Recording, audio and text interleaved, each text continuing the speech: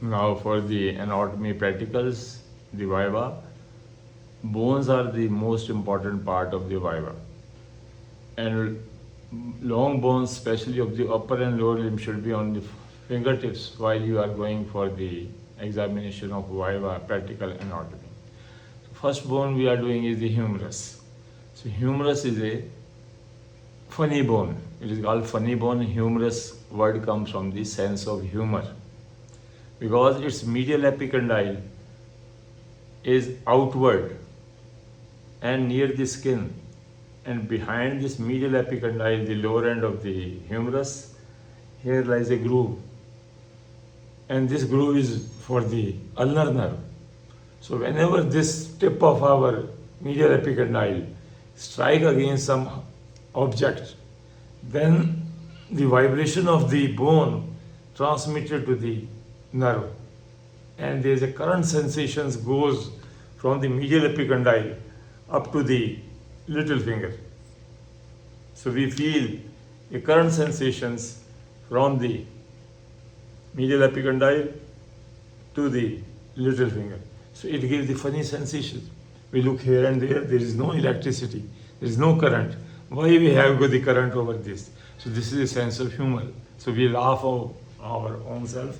So that's why the name derived from the funny bone, and funny nerve is the naturally the ulnar nerve, which is the culprit, which lies behind, touching the bone, behind the medial epicondyle.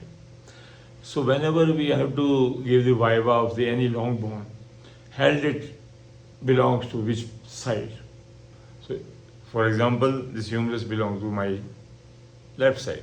So I will give the viva to the examiner, keeping the bone towards my left side, as this bone belongs to me. So anything we have to show to the examiner should be kept, whether they are organs or the bones, they should be held in such a position that it belongs to us, me, not the examiner. So any part, so that is called the anatomical position. Any bone or any organ you have to hold anatomically as it belongs to yours. So we will, and in any long bone, whether it is a humerus, radius, ulna, tibia, fibula or femur, first we give the details of the upper end, then the middle part, that is the shaft, and lastly we have to give the features of the lower end of the, so upper end, shaft and the lower end. This should be our way of describing any long bone. So we are now focusing our view on the upper end of the humerus. So if we see the upper end of the humerus, we see there is a globular head of the humerus, which is smooth, and it is smooth because it is covered by the articular cartilage. And where the head circumference ends all around, so it is called the neck of the anatomical neck of the humerus. So this is the anatomical neck of the humerus. From here, the upper end start laterally as the greater tubercle, and medially is the lesser tubercle. So two tubercles are there, medial and lateral. Tubercle words we have derived from the tuber, that is the potato. So potato is the example of the tuber. So in anatomy also, anything which looks like a small or large potato, we use the word tubercle. So it is derived from the tuber, that is the botany part of the tuber. So laterally, always remember that the lateral part, which is expanded just at the end of the, near the anatomical neck, is called the greater tubercle, and medially there is a small elevation, small potato-like round elevation. So this is called the lesser tubercle. And in between the two tubercles, when we look closely, in between the two tubercles, there is a groove, and this groove is called the intertubercular groove. Intertubercular groove, or it is also called the bicipital groove. Why it is called bicipital groove? Because the long head of the bicep, which is special origin. There are 3 points to remember about the origin of the long head of the bicep. Number one, it is tendinous at its origin. Secondly, it is intracapsular. Third, you have to say it is the extrasynovial. And it lies coming from the supraglenoid tubercle of the scapula. Now it runs in the groove. That's why it's called the bicipital groove. So this is the bicipital groove. So you have to define the medial lip of the bicipital groove, and there is a lateral lip, and in between there is a shallow depression that is called the floor of the bicipital groove. So medial lip medially, lateral lip laterally, and in between there is a groove or the space or the floor that is called the floor of the bicipital groove. Now they will give you the chalk, you have to mark the muscle attachment. So while you are asking the muscle attachment, then you will mark on the lesser tubercle the subscapularis muscle. So subscapularis muscle you have to attach on the greater tubercle, the lesser tubercle and the greater tubercle, which is a greater. So only one muscle is inserted on the lesser tubercle, remember, and on the greater tubercle, so it is greater, so great, so it will attach with the three muscle insertion at the top point of the humerus or the greater tubercle. Remember, supraspinatus muscle, and just below lateral part of greater tubercle, infraspinatus, and still below there is a third muscle that is called the teres minor. So how do you remember? SIT, sit. So formula, three muscle attachment on the greater tubercle is the supraspinatus, infraspinatus and teres minor. So this is called the sit relation. So you have to remember sit, greater tubercle. Then intertubercular groove. So remember, here attaches again three muscles: medial lip, floor and the lateral lip. Remember, the medial lip is booked for the muscle which is called the teres major. Medial lip is for the teres major muscle, and lateral lip is for the pectoralis major. So both are majors. But remember, medial lip is for the which major? Teres major. And lateral lip is for the pectoralis major. And in between the two, that is the floor of the bicipital groove. Remember, the third muscle name is latissimus dorsi. Latissimus dorsi. So three muscles are inserted on the bicipital groove: lateral lip, medial lip. So two majors on either side, medial lip and lateral lip, two majors, and in between the L for latissimus dorsi. So how to remember? Lady between two majors. Lady between two majors. So lady is latissimus dorsi. One major is on the medial lip, that is the teres major, and one major on the lateral lip, that is the pectoralis major. So that you have to remember. Then they will ask you how many neck the humerus is having. So humerus has got three necks. One we have done right now is the anatomical neck, where the head, smooth globular head ends. So this line represents the circumferential, that is called the anatomical neck. It is a rough part for the attachment of the fibrous capsule. Then we see that suddenly the humerus, which is having the upper end is globular and large, it suddenly narrows down to become the shaft. So this is the point where it suddenly narrows down. For example, this point, if you make a horizontal line, so this is the sudden narrowness of the humerus bone here. So here a horizontal, if line is drawn, this represents the surgical neck. So this is called the surgical neck, where the upper end suddenly narrows down. So sudden narrowness is the weak point. And this is the most fractured part of the bone of the humerus is the surgical neck. And why it is called surgical? Because surgery has to be taken. Patient has to shift on the operation table and we have to do the surgery. Why? Because it is touched by a circumflex nerve or axillary nerve. And whenever this fracture occurs, which is most frequent at the surgical neck, then what happens? Between the two fragments of the humerus bone, then this axillary nerve will be trapped and it will be crushed. It has to be saved. Otherwise, it will lead to the muscles paralysis.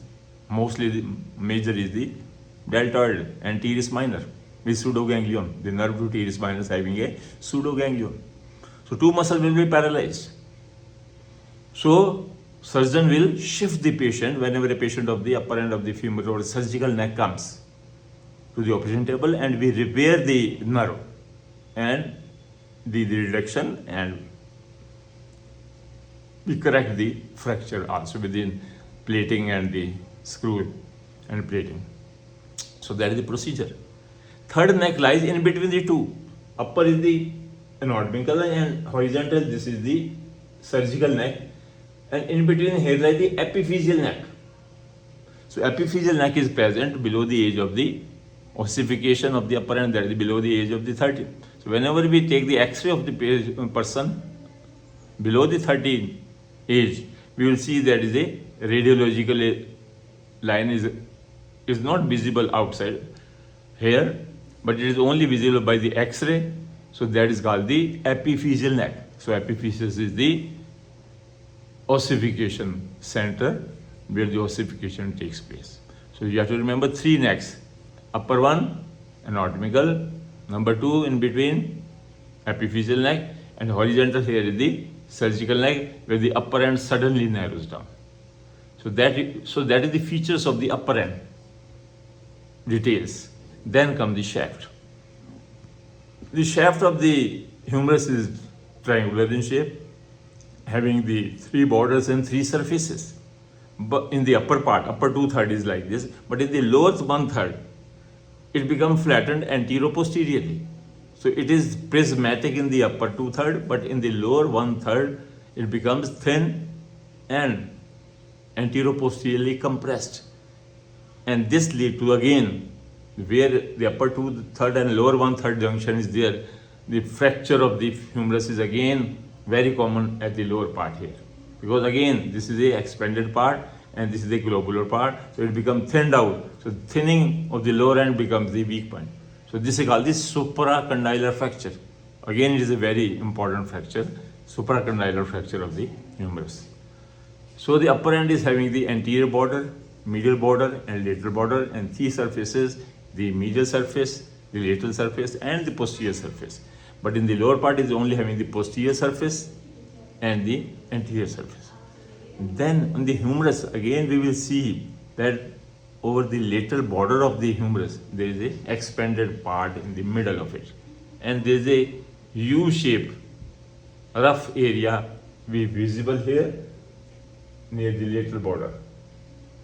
Just above the midpoint of the shaft. And if you look closely, there is a U-shape or V-shape, sometime a rough area, and this rough area U-shape is for a very strong muscle, which is a multipennate muscle, that is the deltoid. So this is the called deltoid tuberosity. So laterally you will see the deltoid tuberosity, where the insertion of deltoid muscle. Then comes the lower 1/3 of the shaft. So lower 1/3 of the shaft is expanded, and to form the lower end, that is called the epicondyle, lateral epicondyle and the medial epicondyle. Lateral and the medial epicondyle. So medial epicondyle is more prominent and subcutaneous, and lateral is less prominent as compared to.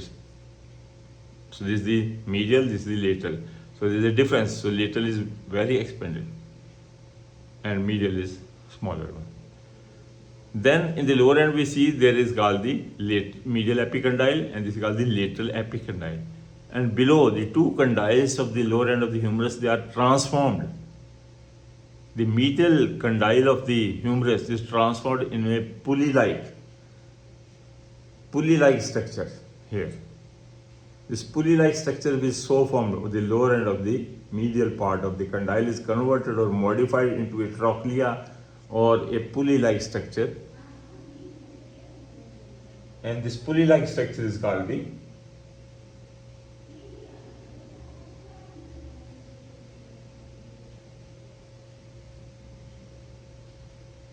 trochlea.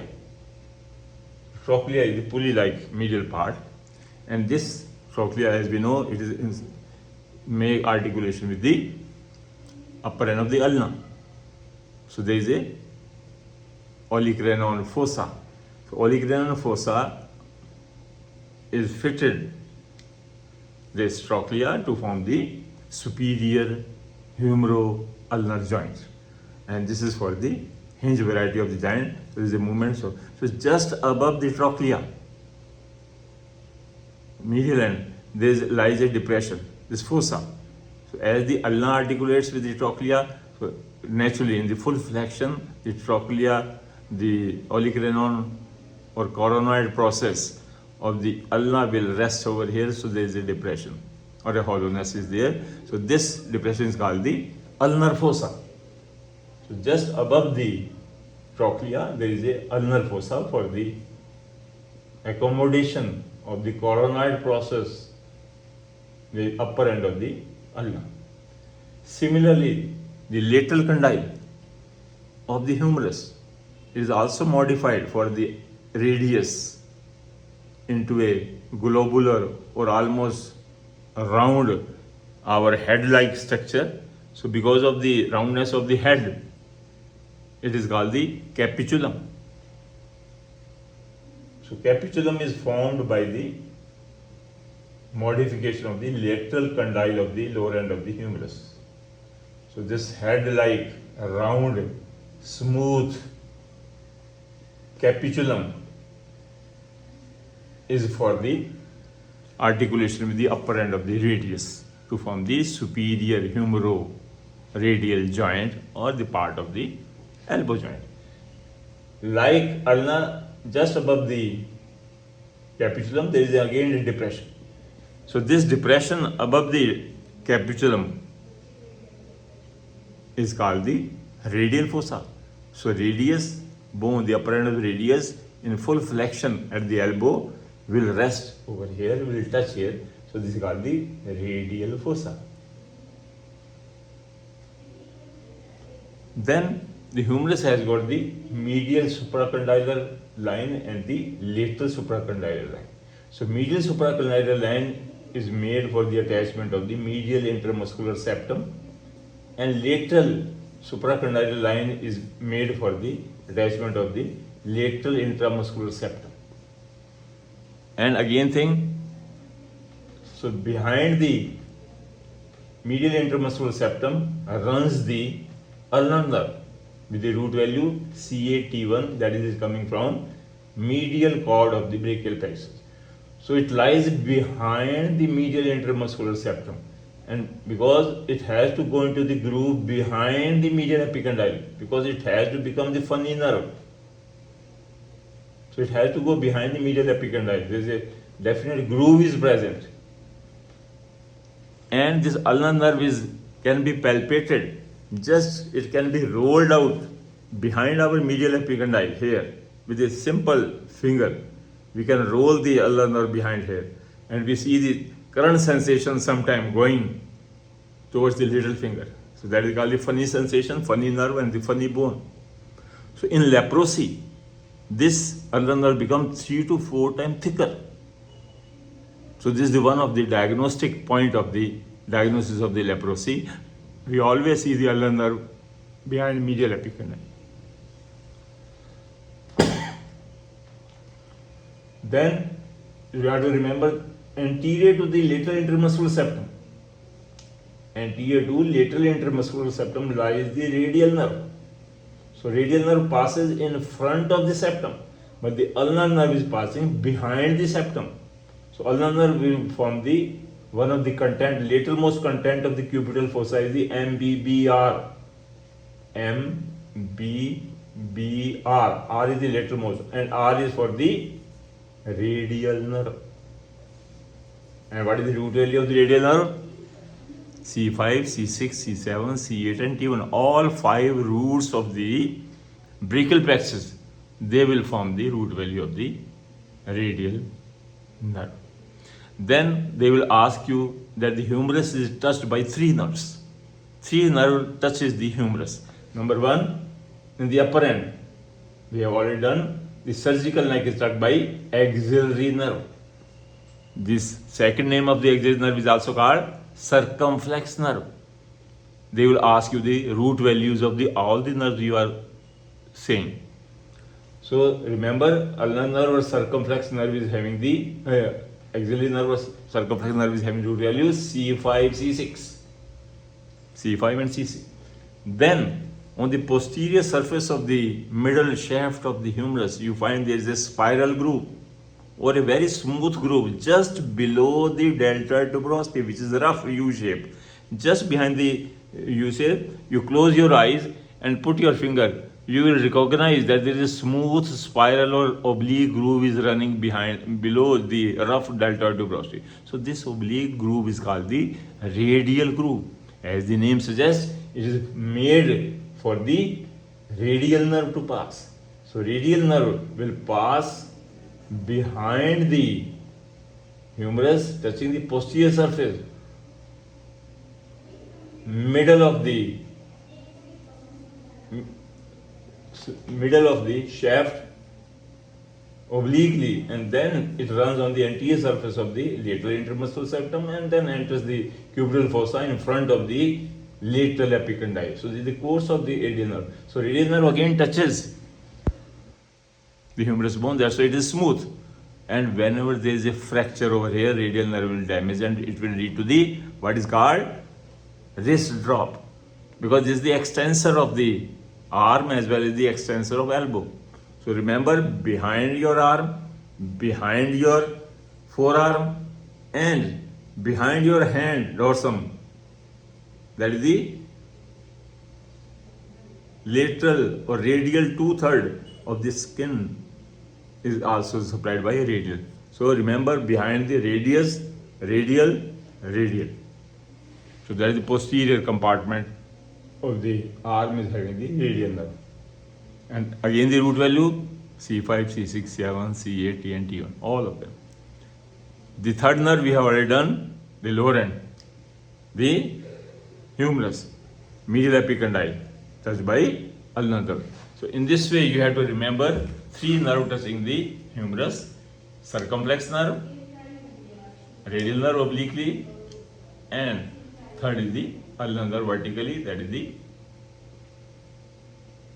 behind the medial epicondyle. So one is horizontal nerve, one is oblique nerve, and below is the vertical. So 3 nerve touches the humerus. So you have to prepare for your coming viva positively. The humerus bone, everything attached to it. Thank you.